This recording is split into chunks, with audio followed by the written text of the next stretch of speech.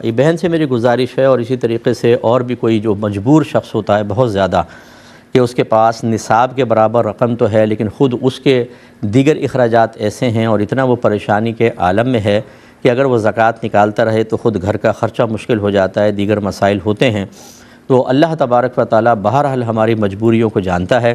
ایسی صورت میں ہمارا مشورہ یہ ہوگا کہ یہ حیلہ شرعی کرنے کے بجائے آپ جیسے سال تمام ہونے لگے اس سے ایک دن پہلے اپنا یہ مال اپنی جیسے بچیوں کے اندر تھوڑا تھوڑا تقسیم کر دیں، ان کو سمجھا دیں، وہ یہ لے لیں بچیاں مال، ان کو باقاعدہ مالکہ بنا دیں۔ جب سال پورا ہوگا اس وقت آپ مالکہ نصاب ہوں گی ہی نہیں تو آپ پر زکوٰۃ نہیں بنے گی۔